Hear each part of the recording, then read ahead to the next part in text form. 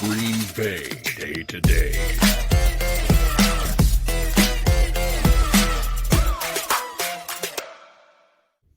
What's up, ladies and gentlemen? I am sorry for the minor hiatus. I was sick with fucking COVID. You don't want it, all right? Hey, I'm double vaccinated plus the fucking booster shot. I don't know if that counts as like triple vaccinated, but you get the idea. So if I could still fucking get it, hey, do your due diligence. Today, we're going to catch up on quite a bit of the free agency moves, not the least of which being Rodgers is coming back for a stupendous amount of money. I get that it's the kind of money that you can't, shake a stick at, and it does help the cap this year, but it doesn't help much after this year at all. We lost Adams and Valdez-Scantling. Valdez-Scantling went to the Chiefs, and we traded Adams away for, I believe, a first and a third. Maybe some other stuff. I'm not totally positive on that.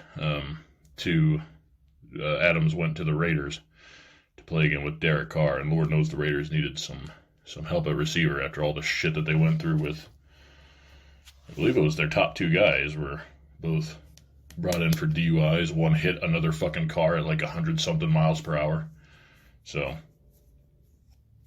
moving on, Ryan went to the Colts, Matt Ryan. Carson Wentz went to the Commies, the Commanders. Russell Wilson goes to the Broncos. Deshaun Watson goes to the Browns. And a lot of talk lately has been, what is the case, with Baker Mayfield? Because he's not getting any, nobody's wanting to pick him up apparently.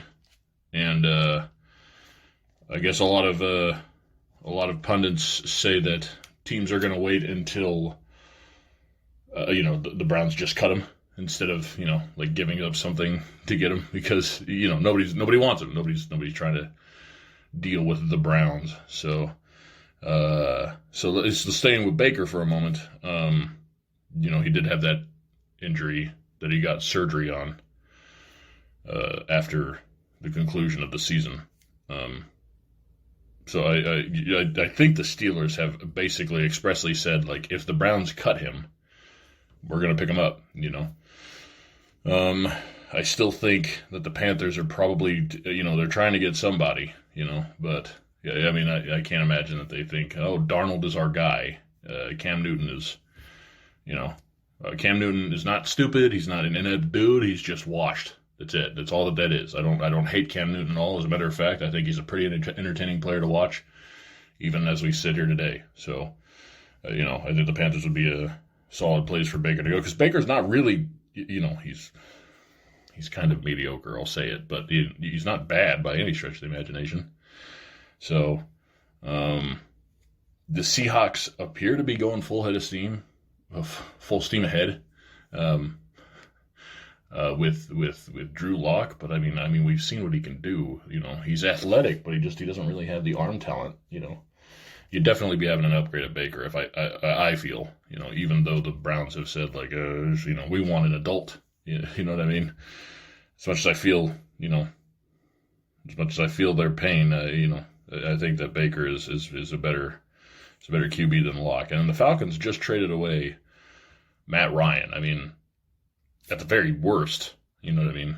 You at least got a guy that can, that can do something. But maybe they're just looking ahead to the draft and hoping that they can net a body or something like that. But I guess we'll have to see. So Deshaun to the Browns. Before the podcast was created, it was mentioned a little bit in passing that there were 22, if I'm not mistaken, sexual assault allegations against Deshaun Watson. So I don't know. For as many times as I don't know. I find myself more often than not lost for words whenever I discuss this with anybody because it's not the same as like I just learned that Tyreek Hill beat on his woman, another one of these fucking pussies that you just like. It's one thing to hit like a dude that's defenseless, Like, at least it's a dude. At least you can rest back on that. Like, that it's a woman and that she is, like, your fiance and allegedly pregnant at the time. I don't know. He went to the Dolphins. How about that? Right? Good for the Finns, bad for Tyreek, I think. He'll probably still make a couple of plays every game, but it's just something that's like, bro, like, I've watched Tua throw. It's not impressive. Again, I don't think that Tua's a bad guy, Tua Tagovailoa, but, if there was anything worth noting there, I think we'd have seen it by now. So, but who knows? I mean, maybe there's, what would he be, a junior this year? Could happen. So with Wilson going to the Broncos, Khalil Mack went to the Chargers. I still think, obviously, the Raiders are head and shoulders the worst team in that division. But the AFC West now is, again, head and shoulders the strongest division in the NFL. And, it used to be the NFC West. So people are, Wilson going to the Broncos. You think it's, no, not at all. Not at all. I don't think it's like, if the Raiders are the worst in the AFC West, right? The Seahawks were nominally they missed the playoffs. They were nominally worse than the Raiders were, So going into that, I just think that the Broncos have a solid nucleus, right? But clearly, it's like, I'm not saying that the NFC West now is the worst division in football. I just think that they've clearly been leapfrogged because all those teams, it wouldn't surprise. I don't think that the Raiders are going to be in the postseason conversation. Rather, I guess in the postseason. I'm sure they'll be in the conversation throughout the year, but I just, they're still very bad on defense.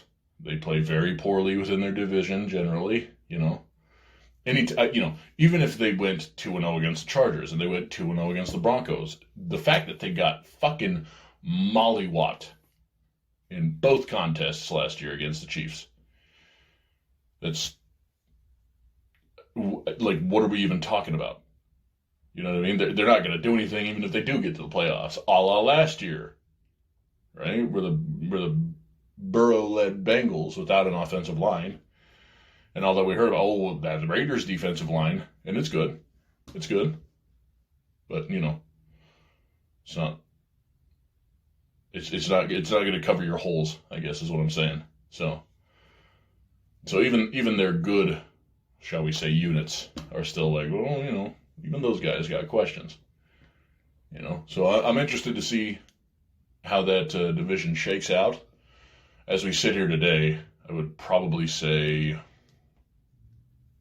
Chiefs number 1, Broncos 2, Chargers 3, Raiders 4.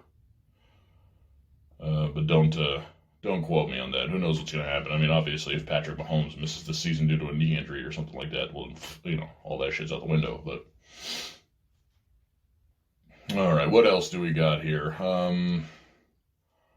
I guess we could just talk about Undisputed. Before we get into that, though, before I analyze, quote-unquote, Undisputed, let's just, because I missed COVID, we're going to have to do some reworking on things. So I guess that next time we meet here in a couple of weeks, I should be right after the NFL draft.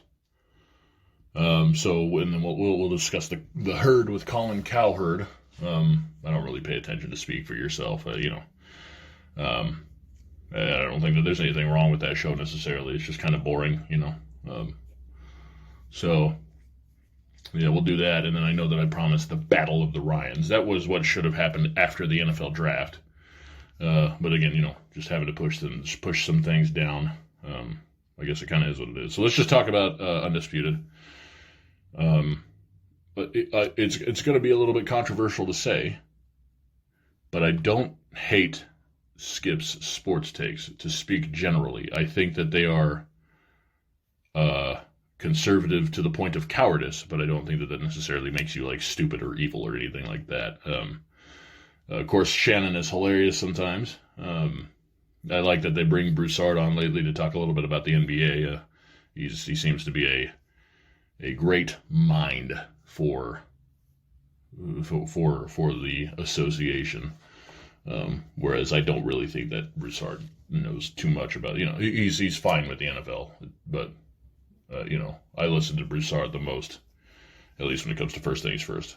As it pertains to basketball. So, but Shannon, he's a funny dude, and he provides a lot of great insight when it comes to the game, specifically the NFL. What I really, really love about the show is that they will talk about an insane amount of topics, a great amount of topics. I love that it's like, sometimes they'll throw in the MLB or fucking golf or something like that. Those are rare for absolute certain. They are definitely NFL, NBA guys. But if I had to say, if I had to say some detractors, I guess, about the hosts, right? Shannon and Skip. Shannon, I feel like it's like, okay, before Aaron Rodgers, for example, lost the divisional round, right? The Packers and Rodgers lost the divisional round to the fucking 49ers by a field goal. It was just like, why is he not, because he'd be like, oh, Aaron Rodgers, Skip would be like, Aaron Rodgers can't do it, technically I guess he isn't wrong lately, but it would never be mentioned that like, hey, like sometimes 30 points is just too fucking much to get, like in the NFC Championship game the year before last when the Broncos and the Packers were, the Broncos, the Buccaneers and the Packers, excuse me, were, competing for the right to play in the Super Bowl. It was a lot of like I just feel like you guys like either Aaron Rodgers would force overtime and lose, thanks to the coin flip, or it would be so fucking like I think there was a score of like 27-44 against the Falcons, if I'm not mistaken. Like it's like you guys like that's not an Aaron Rodgers thing, If the defense sort of shows up, right? One of the other NFC fucking championship games, like Jimmy Garoppolo passed all of 8 whole times. 8. 0-8. That's it. Like, so of course, like, it's like, dude, the defense allowed like 3 fucking hundred, it was insane. It was a lot of goddamn ass fucking rushing yards. So, I don't know. Your boy Beef shit sometimes can get a little upset that it's like, Shannon, dude, like, you're just fucking gonna sit there and let him lay waste to your goddamn argument? You're not even fucking talking. And then, like, holy crap, I know that I'm guilty of this as well, and I'm sorry. I try to keep my respirations either relatively quiet or as far away from the mic as I possibly can. But holy shit, how many fucking times are we gonna hear Skip go,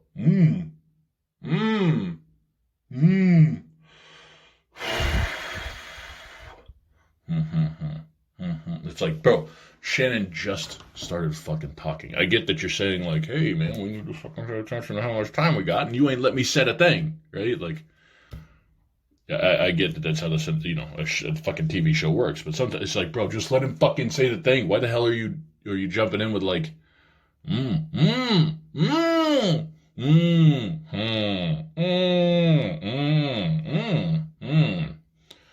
or we'll come in with like, we just spoke about Baker earlier in the show. It's like, oh, so you're saying that Baker is a bust. No, you, Shannon Sharp, are saying Baker is a bust. It's like, dude, you don't even know what he's fucking saying. Why are you even doing that?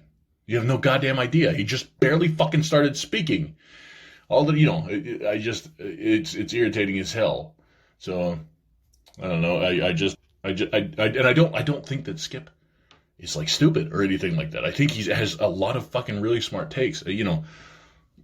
Of course, like, I think that a lot of people want to hear, like, oh, how do you feel about the LeBron MJ debate? Like, I think I mentioned before that I think LeBron is the greatest basketball player of all time. But it's just, there is no argument from him sometimes.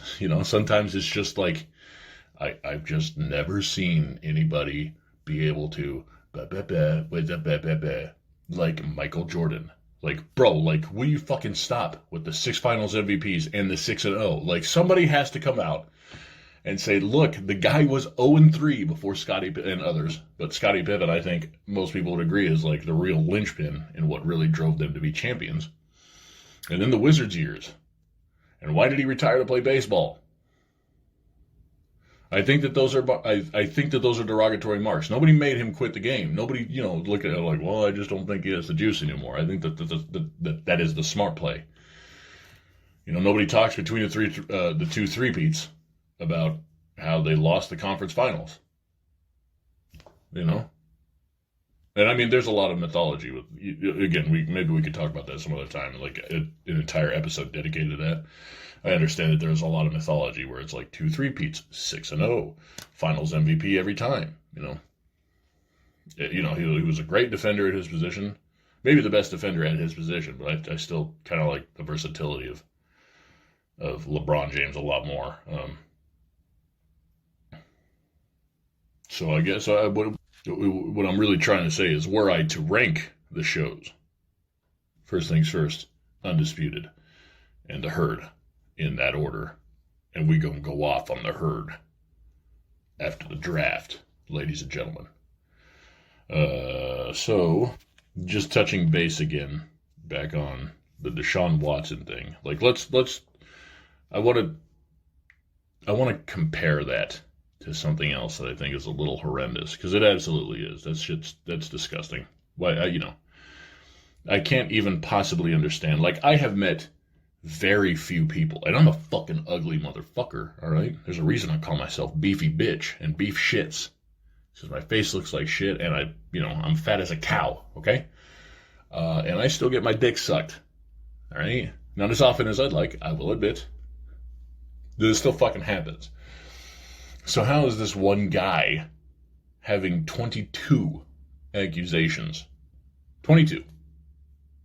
And I guess, congratulations, quote unquote, question mark, to him for not getting indicted by a grand jury on criminal charges. But, 22. Man, that's fucking, I mean, holy shit. I wouldn't want him as my quarterback. I don't know why the Browns fucking took him. That's insane to me. His talent is unbelievable. It's off the charts. But this is not, that's not, I feel like that should be viewed as positive reinforcement. As that, like, if you get a job, pretty much before the dust is even settled. Right? Because they're still going to very certainly, I would imagine, what's the thing? It's not criminal. I don't know, personal, whatever, charges. And they're talking about some suspension potential. I don't know. So I guess, we'll see how that kind of stuff plays out. But the Browns are, I think, in pretty serious contention now, just from a potential standpoint, right? Like, they're clearly right now better than the Steelers, who grabbed Mitch Trubisky, right? How are they, I think that kind of puts them in the race with the Ravens. And I think the Bengals are probably a third place team, as we sit here today, anyway. I don't think that the Bengals, I don't want to call them a fluke, because I don't think that it's fair. I think that they had a pretty good core, and they've been adding to their offensive line. So you would think, theoretically, they should get into the game, but who knows? So you know what? To wrap the show, let's just go through the divisions. Like I said, the Chiefs will win the AFC West. Staying in the AFC, I think the South is going to be the Colts. I really like the Titans, but I think Tannehill really holds you back for all intents and purposes. The AFC North will probably be the Ravens. Although, again, depends on A, if and how long the suspension is for Deshaun Watson, and B, how well Deshaun Watson plays. He hasn't played for the past couple of years, so.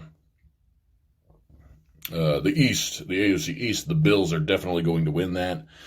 I don't really think that anybody would look at that division and say, like, oh, the Pats are only going to get better. I don't know. They lost a couple of key players, I think, but Okay, the NFC West. I'm going to go with the Niners. I don't think that the Rams are fluky by any means, but I do think that it was a little bit flukish that the Rams won the NFC West.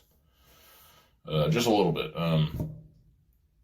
Because if I'm not mistaken, they did tie their records with the Cardinals. Again, I might be wrong about that.